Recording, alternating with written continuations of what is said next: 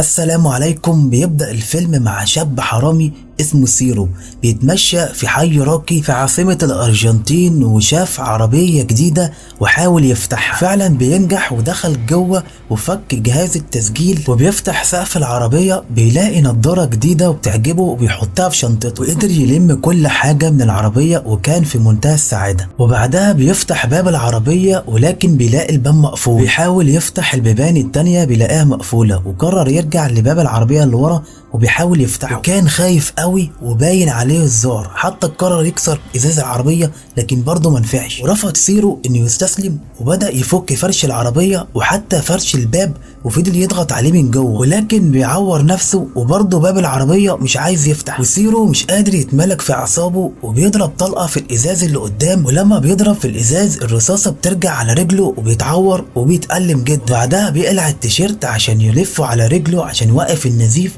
وبينزل عند البنزين عشان يستخبى من الناس. سيرو بيوصل لمرحلة صعبة جدا انه ينده لأي حد ماشي في الشارع عشان يطلعه من العربية حتى لو الشخص ده هيوديه السجن. ومن قهره ان في ست جت بتستخدم ازاز العربية كمراية وبتحط روج احمر وابيض، وسيرو بيطلب منها المساعدة، والظاهر ان الست ولا سمعاه ولا شايفاه. فضل ينده عليها بصوت عالي وبيستخدم تلاكس العربية، وبرضه الست بتمشي، وافتكر موبايله عشان يكلم مراته ولكن موبايله بيفصل شحن، وبيجي عليه الليل وبينام، ويجي تاني يوم هيموت من شدة العطش، ولكن المية بتخلص منه، ومن شدة العطش بيقرب على ازاز العربية عشان يلحس الندى الموجود عليه. وبعدها بيرجع التسجيل اللي خده من العربية عشان يسمع الراديو عليه، وبعد كده بيشغل الراديو على قناته المفضلة وكان عليها اغنية بتوصف حالته في اول يوم. ولما سمعها للاخر اتشجع وحاول يفتح الباب تاني، وسيرو بيقرب من الباب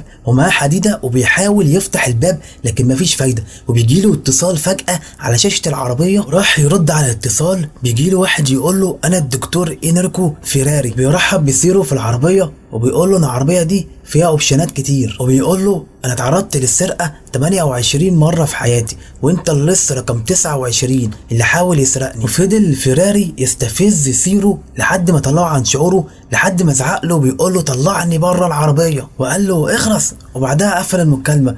ويجي بعد شوية يتصل عليه وقال له ان كل الاوبشنات اللي في العربية متوصلة على موبايلي وانا بتحكم فيها، وممكن احبسك ومحدش يسمع عنك اي حاجة، وحتى ازاز العربية مضاد للرصاص. وبيقول له ان ازاز العربية كله عاكس للرؤية، وان الشيء الوحيد اللي مش مضاد للرصاص هو تانك البنزين، وفيه 120 لتر بنزين والتانك مليان على الاخر. وبيحذروا ان التانك المليان بيبقى عامل زي القنبلة، وبيقول له انت لو عملت اي حاجة غلط العربية هتنفجر. وسيرو بيستمع لفيراري وبيقول له ان هو في عذاب وعنده 60 سنة وهو أرمل، وكان عايش طفولة طبيعية جدا، وكان من الطبقة متوسطة وعيلته كانت فاتحة بيتهم لأي حد. ودلوقتي الدنيا اتغيرت ومبقاش فيه أمان زي زمان. وقال لسيرو هتعمل ايه لو عرفت ان ابنك اتعرض للسرقة؟ وسيرو بيصرخ عليه بيقول له كفاية وانا هبلغ الشرطة، وطلعني من هنا لو انت راجل وانا هقتلك وهقتل عيلتك كلها. وبعدها بيقفل المكالمة وبيشغل تكييف العربية على أقل درجة عشان يعذب سيرو من البرد، وبيحاول يوقف التكييف بتاع العربية لكن بيفشل ومش بيعرف يوقفه. وبيقرر ياخد التيشيرت اللي كان على رجله ويلبسه، وبيقطع البنطلون عشان يلفه على رجله. وبعد ما عذبه لمدة ساعة بيتصل عليه تاني فيراري ويقول له نفس السؤال هتعمل ايه لو ابنك اتعرض للسرقة؟ وبيقول لسيرو اوعدك اني هشربك مية لو جاوبت على السؤال بشكل صحيح.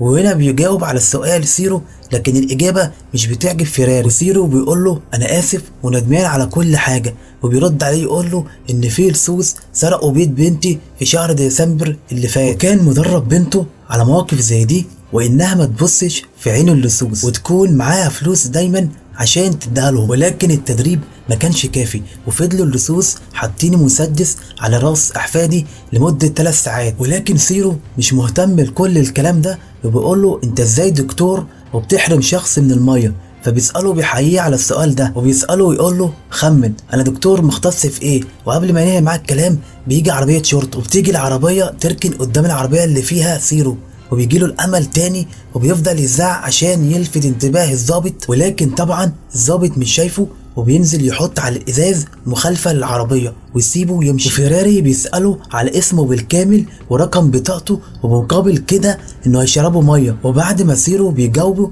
بيجيب له خرطوم ميه من ورا العربيه ولونها ازرق، وبيتضح ان دي ميه الغسيل بتاع العربيه. وبعد ما بيشرب الميه وبعدها بيوم بيحس بالجوع، ومن كتر شدة الجوع بيفكر انه ياكل حشرة قدامه. وبعدها بيحاول يسد فتحات التكييف عشان يعرف يرتاح شوية. وفجأة بيلاقي فيراري بيتصل عليه وبيقول له طلعني عشان انا مصاب وضربت نفسي بالرصاص. وبيقول له انا كمان متصاب، وهو ان هو عنده السرطان، والاطباء قالوا له انه فاضل له سنة ويموت. وبعدها بيقلع هدومه كلها وبنلاقي جسمه كله اتحول للون الاصفر. وبعد ساعات بيلاقي كتالوج للعربية في الرف اللي قدام، بيحاول يلاقي اي طريقة يطلع بيها بره لكن مش بيلاقي. وجات له حالة هلوسة وفضل ياكل في صفحات الكتاب واتصاب باليأس والإحباط. وبعدها بيفكر يشرب ميته، وبعد شوية بيحس بالأمل إن في حرامي جاي وبيحاول يفتح العربية، ولكن الأهالي بيمسكوه ويسلموه للشرطة. جه الليل وخلاص هيموت من العطش والجوع، وجات له حالة هلوسة وفضل يكلم نفسه وبيقول إن في ناس بيبقى معاها أكل كتير، ولو اتفرق على الناس المحتاجة مش هيبقى فيه فقر خالص. وفضل يكلم نفسه تاني وبيقول ان العالم كله مليان فقراء بسبب القوانين اللي حطها الاغنياء، وبسبب الظلم اللي في العالم هو اللي دفعه انه يكون حرامي. وبيدخل في النوم وبيقوم على صوت اتصال من فيراري وبيسمعه الكلام اللي موجود في الجرايد، وبيكون مزاجه كويس، وعشان كده بيقول له على مكان شوكولاته موجوده في التابلو وبياكلها. وبيقعد ويخلي وشه ناحيه شنطه العربيه وبيفضل يراقب الناس في الشارع. وبعدها بيحاول يفتح الباب وبيقدر يعمل فتحه صغيره في الباب وبينده على الناس اللي في الشارع عشان حد يسمعه، ولكن فرحته ما كملتش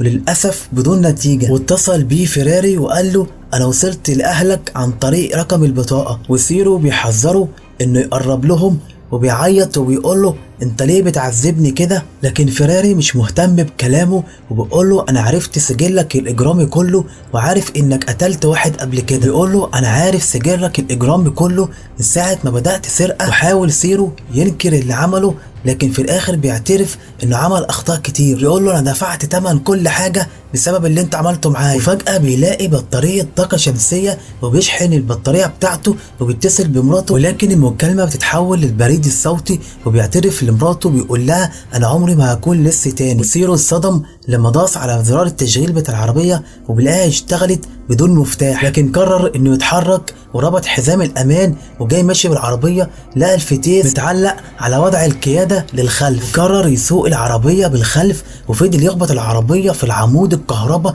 عشان تخلي الناس تنتبه له. وفي اخر لحظه بيفتح الارباج وكده اضعف الباب الخلفي بتاع العربيه وقدر فعلا يهرب منه. ولما نزل من العربيه فضل يجر نفسه لمطعم قريب موجود في بنزينه. واول ما دخل المطعم فضل ياكل في البرجر ولحد ما جه مدير المطعم بيشده راح مطلع المسدس وضربه في بطنه. وبيصحى سيرو من النوم وبيلاقي ان كل ده كان حلم. وفيراري بيتصل عليه تاني وسيرو بيقول له انا هنتحر وهدده بالانتحار، وحط المسدس في بقه وجاي بيضرب لقى المسدس بيعلق وفضل يضحك عليه وبيطلب من سيرو انه يبص قدامه. وفعلا هنا بيكشف عن هويته فيراري وبيدخل هنا العربية وبيلاقيه تعبان جدا. فيراري بيقرب على سيرو عشان يعالجه لكن بتجيله مكالمة فيها مصلحة، وسيرو بيعمل نفسه نايم وفجأة بيسحب المسدس من جنبه ويضرب عليه نار وبيموته. ونزل من العربية بيسحب في الارض وبيضرب طلقات في الهواء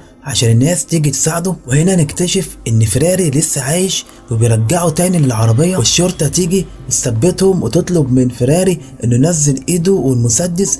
وفضلوا على الحال ده لمدة ساعتين. بتوصل وسائل الاعلام وفيراري بيرفض ينزل المسدس من فوق راس سيرو وفضل يزعق للشرطة ويقول لهم انا ضحية للسرقة. وبعد ما الشرطة فشلت في تحرير سيرو بتجيب المفاوض المتقاعد جوليو اماديو وبدأ يتكلم مع فيراري بيقول له ايه اللي انت عاوزه. فضل فيراري يقول له على المشاكل اللي هو بيواجهها والحكومة مش بتحل مشاكله، وبيتساءل عشان هو شخص مسالم وغلبان. وبيقول له انا كل يوم لما بروح المكتب بفادي فضلات الكلاب لقينا اصحاب الكلاب بيمشوا بكلابهم ومش بينضفوا وراها. وفيراري فضل يتكلم عن مشاكله والناس تضامنت معاه وسيرو خلاص هيموت من العطش. وهنا نستغرب ان فيراري بيطلب ميه من الشرطه عشان يسقي سيرو، وفيراري بيكون مستغرب من الهتافات بتاعت الجيران ضد سيرو عشان يقتلوه. وجوليو فضل يتكلم معاه وفعلا اقنعه انه يسيب سيرو. وهنا الشرطة تعتقل سيرو بتهمة السرقة وطلبوا منه انه يستسلم، وبيبص لجوليو وبيضحك وشاغل التايمر على 20 ثانية وحط الموبايل على سقف العربية. وهنا جوليو فهم ان العربية هتنفجر، وفعلا العربية بتتفجر. في النهاية فيراري بيموت وبينتهي الفيلم. طالما وصلت لحد هنا يبقى ما تنساش تعمل لايك وسبسكرايب وتقول رأيك في التعليقات، ويلا باي ونشوف وشكم على خير.